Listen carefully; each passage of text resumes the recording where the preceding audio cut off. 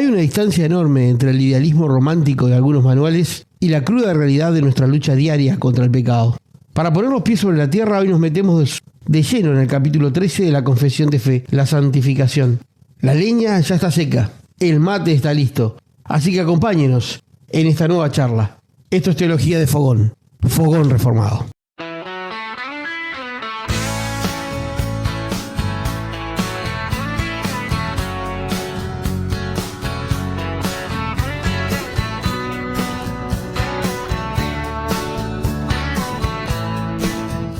Hola Diego, querido, ¿cómo estás? Bienvenido al episodio número 35 del Fogón Reformado. ¿Cómo estás?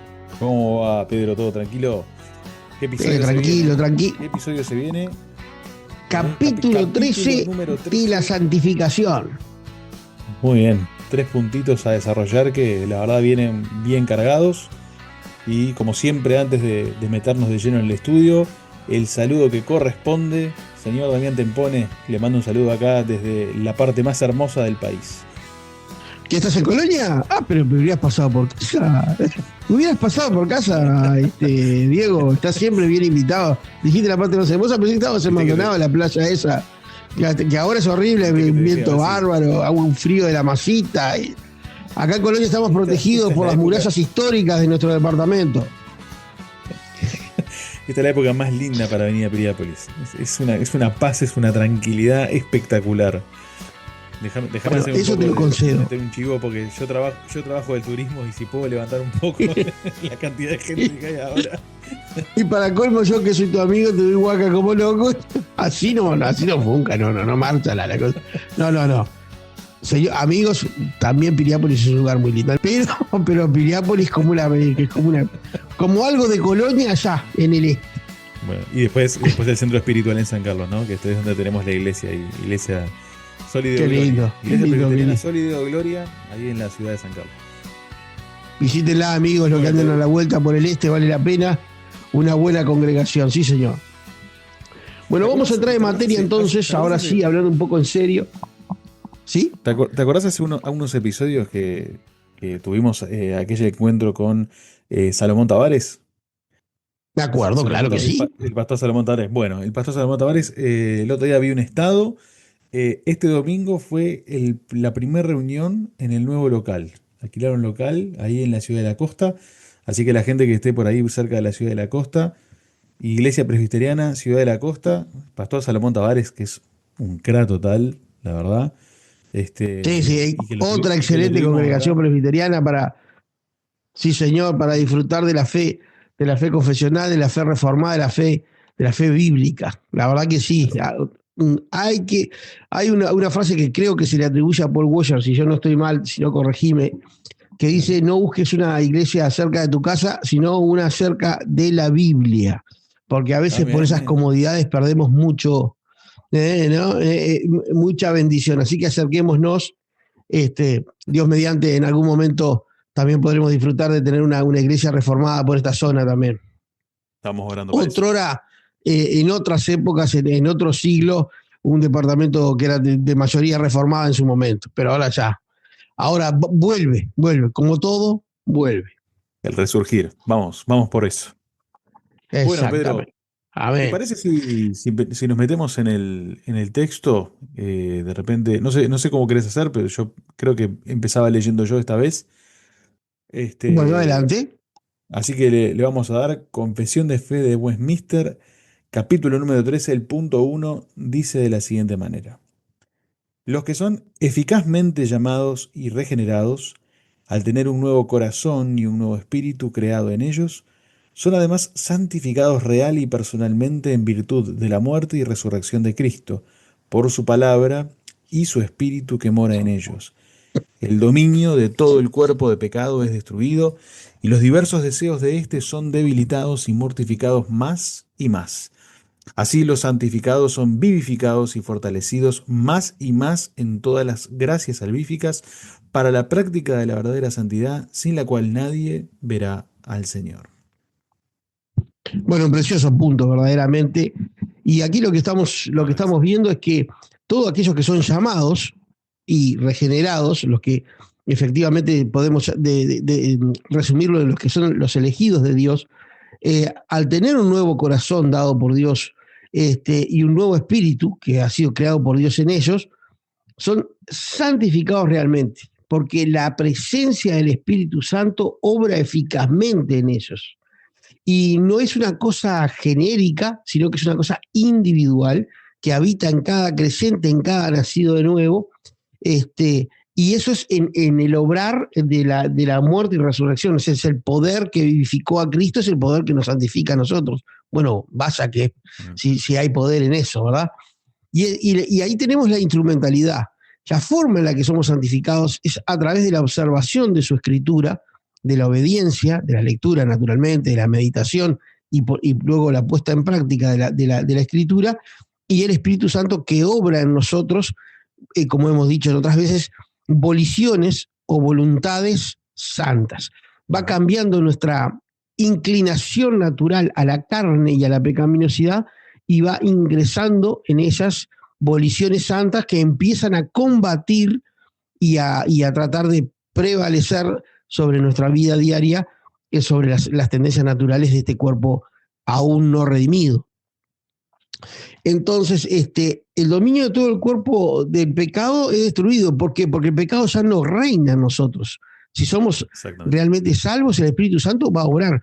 Porque no tenemos una pequeña fuercita, no es una pilita de santidad, no, es el Espíritu Santo, es la tercera persona de la Trinidad. Y Él empuja hacia la naturaleza de Cristo, porque nos quiere conformar a Cristo, ¿verdad? Y por lo tanto, los deseos son debilitados, esto es muy importante, no desaparecen, son debilitados y mortificados más y más.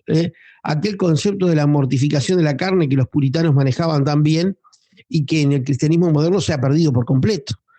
Y la mortificación de la carne muchas veces se manifiesta a través de tener que enfrentar tentaciones. A veces oramos para huir de las tentaciones, y eso está muy bien porque con la tentación no se dialoga, se huye, pero las tentaciones son las que nos ponen adelante la posibilidad de negar la carne, de negar el impulso. Y a su vez la lectura de la Escritura y la memorización y la puesta en mente efectiva en las cosas de arriba, como dice Colosenses 3:1, mirar las cosas de arriba donde está Cristo sentado y no las de la tierra, esto hace que nosotros empecemos a morir a las tendencias de la carne y al interés de formar parte del mundo, entendido como sistema cultural y de vida, y pasamos a vivir en novedad de vida, que significa que empezamos a vivir en el reino de Dios dentro de la esfera divina. Entonces los santificados son vivificados y fortalecidos, porque el Espíritu Santo se fortalece en nosotros. O se puede contristar, pero no es el punto ahora el contristar, sino que ahora de lo que estamos hablando es del punto de que Él se fortalece en nosotros y nos empuja, y más en todas las gracias salvíficas. Las gracias salvíficas podemos detallarlo como la enumeración por plural del fruto del Espíritu. Gracia, amor, paz, benignidad, gozo, mansedumbre, en fin. De eso está hablando.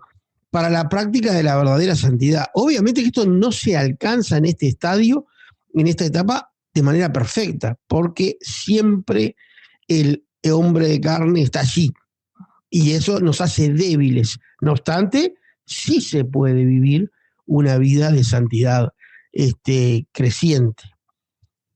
Y sin esa práctica, y sin ese anhelo, y sin esa volición santa, nadie verá a Dios, porque quien profesa fe pero no tiene un deseo, un anhelo de santidad, bueno, está profesando una fe muerta, ¿no? Creo que más o menos va por ahí. Si quieres hacer un comentario, te escucho, Diego. Sí, te acoto o reafirmo lo que vos acabás de decir de una excelente manera. Acá lo que se nos muestra es como una doble tarea, ¿no? La santificación tiene dos caras, por decirlo de alguna manera. Una negativa, que es mortificar, matar de hambre al pecado, debilitarlo, todo lo que son los malos hábitos, los deseos pecaminosos, etcétera. Y una positiva, que es justamente lo que vos decías, que es esa influencia positiva del Espíritu en cuanto a vivificar, ¿no? Alimentar, regar, fortalecer la vida del creyente, ¿no? Las virtudes de Cristo como como esos frutos del espíritu, ¿no? Que decías vos, paciencia, amor, dominio propio, etcétera, etcétera. Este, es interesante, vos recién nombrabas los puritanos, y bueno, justamente uno de los más grandes puritanos que hablaba de esta cosa era John Owen, ¿no? John Owen tiene un libro incluso que habla de la mortificación del pecado. Y bueno, John Owen justamente él decía, ¿no? Tú tenés que matar el pecado o el pecado te va a matar a vos. Básicamente, parafraseándolo, ¿no? Exactamente. La mortificación no es un trabajo de un día, no es una cosa que yo chaqueo los dedos, me convierto y de repente ya no hay más pecado en mi vida, ¿no? Es una guerra constante que tenemos que tener en contra del pecado, ¿no? Eh, y una cosa es interesante, J.C. Ryle, él decía también que una santidad que no cuesta, ¿no? Porque la santidad es eso, es esfuerzo también de parte de nosotros. Una santidad que nos cuesta, una santidad que no nos exige un esfuerzo, que no provoque una oposición, por decirlo de alguna manera, en nuestro propio corazón, es una santidad que no vale nada. Es una santidad que vacía, es una santidad que está demostrando ser, eh, vamos a decir así, de plástico, por decirlo de alguna manera. La santidad cuesta, ¿no? Que es un poco lo Exacto. que vos ponías en otra manera. Y otra cosa que yo quiero reafirmar y que me parece súper importante es esta cuestión de que, bueno, eh, esto se produce en el creyente más y más, ¿no? Más y más. Es decir, vamos en un proceso continuo y gradual hacia la santificación completa. Eso es cierto, pero nunca vamos a alcanzar la perfección de este lado del sol. Yo creo que esto ya lo hemos hablado, sin lugar a dudas, si la mente no me falla, en otros episodios del Fogón. Este, pero no vamos a llegar de este lado del sol a tener un momento en donde digamos, bueno, ahora sí, ya somos perfectos, no voy a luchar más contra mis malos deseos, no voy a luchar contra la tentación, etcétera, etcétera. Eso va a suceder, tiene que suceder. De hecho, la epístola de primera de Juan, justamente Juan lo que dice es que si nosotros decimos que no tenemos pecado, lo hacemos a Dios mentiroso, ¿no? Es decir, el pecado va a estar ahí siempre, ¿no? Siempre va a estar ahí. El tema es si nosotros tenemos esa inclinación de nuestra mente, de nuestro corazón, con un amor verdadero hacia Cristo y hacia Dios, que muestre efectivamente que hay un progreso de santificación que se está dando en nuestro interior y que apunta a esa realidad futura que va a ser la perfección, sí, pero en el siglo venidero. Tal cual. Y recordaba las palabras de Pablo, ¿no? El miserable hombre de mí, ¿quién me librará de este cuerpo de muerte, ¿no? Tal cual. Esa es la lucha del santo. Muy bien, querido. Avanzamos Exactamente. al punto número 2, pero ya casi como que lo hemos redondeado, pero igual lo leemos, dice, Dale. esta santificación abarca cada parte de la persona total, pero es incompleta en esta vida, pues aún quedan algunos remanentes de corrupción en cada una de sus partes, de donde surge una guerra continua e irreconciliable, los deseos de la carne contra el espíritu y el espíritu contra la carne. Amén. Bueno, abarca cada parte de la persona total. El Espíritu Santo santifica completamente, es decir, no santifica, vamos a decir, solo el alma, ¿no? Justo este domingo yo prediqué en la iglesia y digo, a veces es muy fácil ser cristianos y mostrarnos muy cristianos el domingo en la congregación, ¿no? No es que el Espíritu Santo te santifica solo el alma el día domingo, no. La santificación se mete en tu alma, en tu mente, en tu corazón, en tus afectos, lo que vos pensás, lo que vos amás, en tu voluntad, lo que vos elegís y hasta en tu cuerpo, ¿no? O sea, ¿qué haces vos con tus ojos, con tus manos, ¿no? No hay un centímetro de tu vida que no esté bajo el tratamiento de la santificación a través de la obra del Espíritu Santo. Y no solo entero en el ser, sino también en todo tiempo. Es decir, no se trata de un momento en el domingo, no se trata de un momento en la reunión de estudio del miércoles o jueves o cuando lo tengas, sino en tu casa, cuando te levantás, cuando te acostás, cuando estás con tus hijos, cuando estás en el laburo, cuando estás con tu esposa en la intimidad, en todo momento y en todo lugar. Hay una cobertura total del Espíritu Santo que abarca justamente cada parte de la persona, como dice acá la confesión. Después dice que lo que hablábamos hace un ratito es incompleta en esta vida, ¿no? Entonces acá la confesión no es que nos pincha el globo, no es que nos pincha el globo, pero sí pincha el globo del perfeccionismo, podemos decir, ¿no? Ese perfeccionismo que algunas ramas del protestantismo quisieron mostrar como algo posible, ¿no? Y bueno, el catolicismo romano lo muestra como algo posible, ¿no? Cuando tiene sus beatos y sus santos en vida, ¿no? Acá la confesión, ahí sí pincha el globo de todo eso. ¿Tá? Mientras respiremos de este lado de la eternidad, siempre vamos a estar, por decirlo así, en progreso. Tenemos un cartelito adelante que dice en obra, ¿está bien? Dios nos está cincelando permanentemente y nos está esculpiendo. ¿Ah? Under Eh, construction. Under construction, ahí está. El punto es que nunca vamos a poder decir, bueno, está listo, ya está, ya estoy, soy 100% santo y no necesito arrepentirme más. A mí siempre me llamó la atención, siempre no, en un momento que me puse a meditar sobre el Padre Nuestro, ¿no? La oración, este modelo de nuestro Señor, que nuestro Señor Jesucristo les enseña a los discípulos y nos enseña a nosotros a través de ellos, es que Él no dice, Padre, líbranos de la tentación, ¿no? ¿Qué dice? Dice, Padre, ¿qué?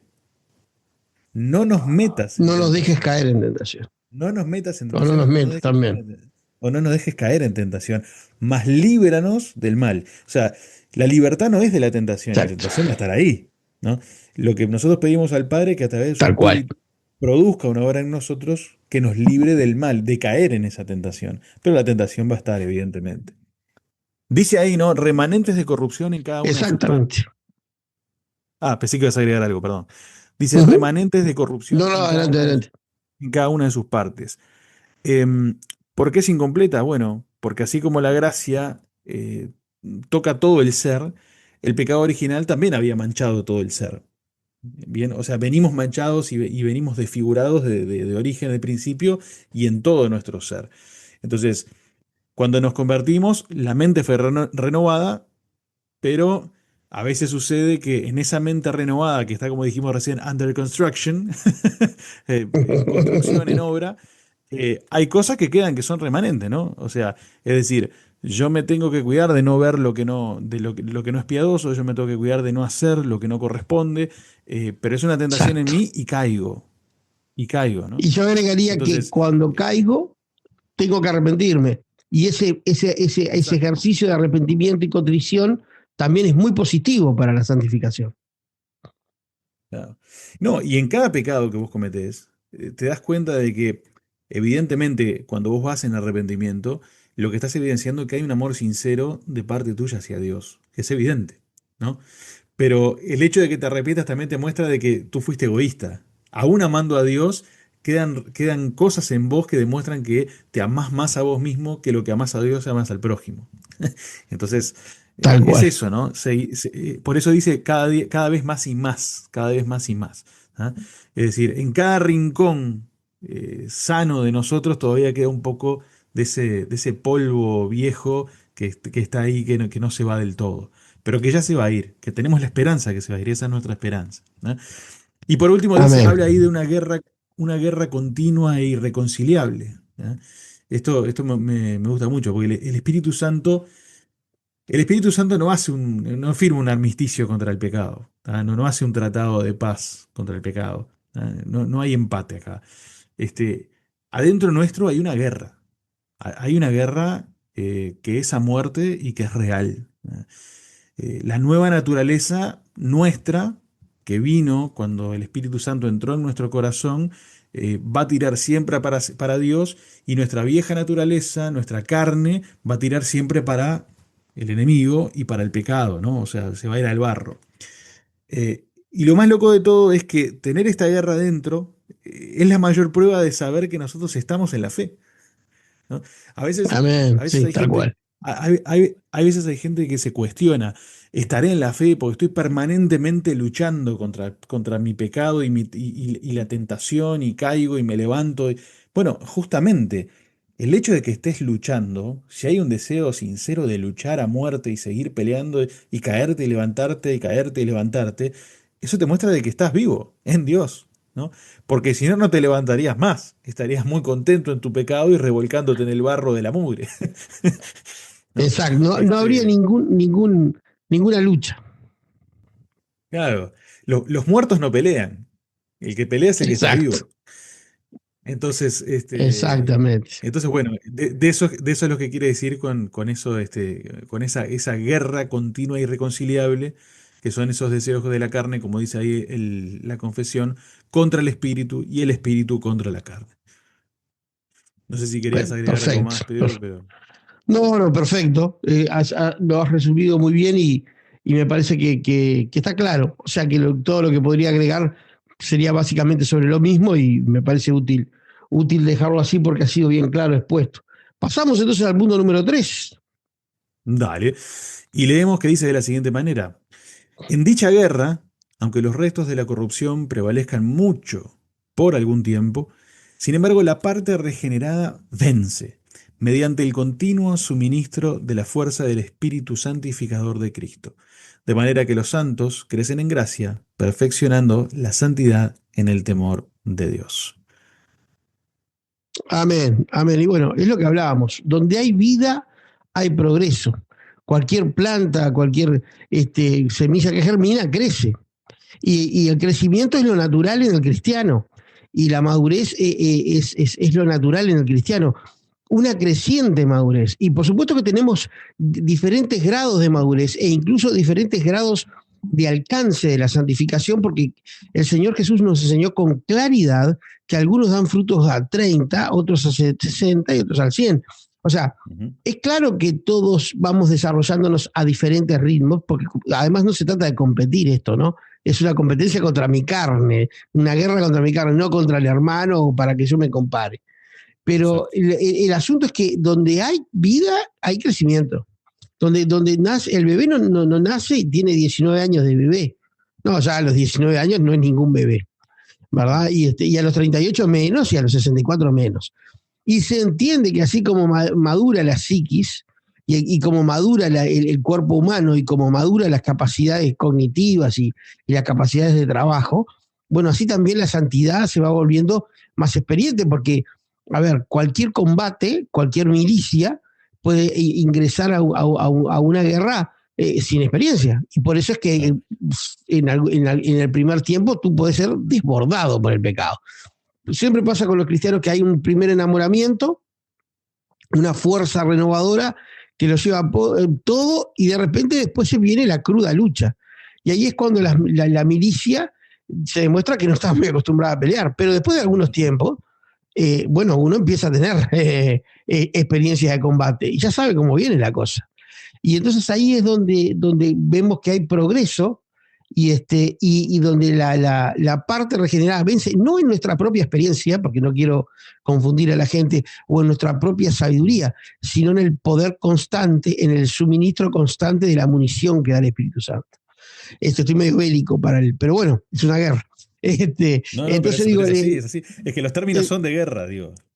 sí, tal cual, tal cual. Entonces, en ese sentido, el permanente suministro del Espíritu Santo de fuerza, de energía, de voluntad, a ver, pasa que a mí me ha pasado 1000 veces, a vos te habrá pasado, incluso nosotros que predicamos, que tenemos la gracia de enseñar, vos llegás un domingo y llegás muerto. Tuviste una semana espantosa, te estuviste pegando 10.000 porrazos, empezás a estudiar desanimado y después terminás con una energía pues a que a mí me pasa mucho que a veces, claro, estoy cansado, a veces los fines de semana, como nos pasa a todos, y tengo algún encuentro por Zoom con algún hermano o viene alguien a casa y enseño y hay es todo un reverdecer, porque ¿qué pasa? Sucede que, claro, todo se activa, porque el Espíritu Santo es realmente muy poderoso.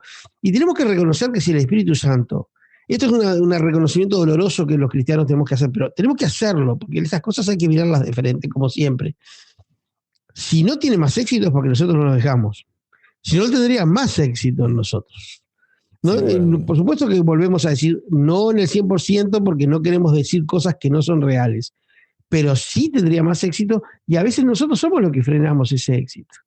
¿No? A Sin veces duda. nosotros somos los que somos flojos en la oración, o flojos en la lectura, o flojos en las dos, o flojos en ir a la iglesia, o flojos en servir con nuestros dones, o bueno, o le tenemos cariñito al pecadito de aquel y le tenemos cariñito. Y entonces es como una especie de rata inmunda que ya no la conocemos, le pusimos nombre y la dejamos andar a la vuelta, ¿no? Y esas cosas son las que exacto, sí, tener una ratita de mascota, vaya mascota, ¿no?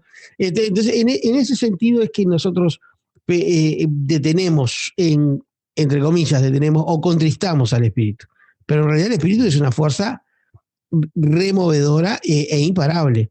Y así como nosotros creemos que el Espíritu Santo va regenerando, nos va madurando, nos va desarrollando, así creemos también que es el poder arrollador del Evangelio. Ya lo traspolamos, porque como opera en el individuo, opera en las naciones. Es razonable que sea el mismo procedimiento de progresiva santificación. Así como santifica progresivamente el individuo, santifica progresivamente a la sociedad a la que es predicada y al mundo entero. Y por lo tanto tenemos todo el derecho a esperar el éxito del Evangelio, pasando el aviso posmilenialista con total descaro, pero es real, o sea, es una conclusión, es una conclusión lógica. Los amigos que no estén de acuerdo que pongan un comentario. Pero es, a ver, si no tiene lógica el razonamiento, si yo estoy diciendo alguna tontera, ¿vos qué decís, Diego? Claro, es lógica y fundamentada escrituralmente, ¿no? Estamos esperando justamente que la gloria de Dios llene la tierra como las aguas llenan la mar. Es decir, estamos esperando ese fluir del Espíritu que lo avasalla todo, ¿no? Es la roca que termina convirtiéndose en una montaña que llena el mundo entero. Entonces, creo que sí, creo que estás en lo correcto, y que la misma progresión de santidad que nos sucede a nosotros individualmente es la misma progresión de santidad que el mundo a lo largo de la historia, en su vida, por decirlo de alguna manera, va a tener también. Trabaja Dios de la misma manera con el individuo que trabaja con la humanidad en general, ¿sí? Amén. Yo soy un convencido de que cuando en Juan, el famoso texto de Juan 3:16, porque de tal manera amó Dios al mundo, que ha dado a su Hijo, está hablando de la humanidad, ¿no? De tal manera amó Dios a esta raza humana. Y yo me pregunto, si de tal manera amó Dios a la raza humana, dudo que se pierda la mayoría, dudo de que esto termine en desastre, ¿no?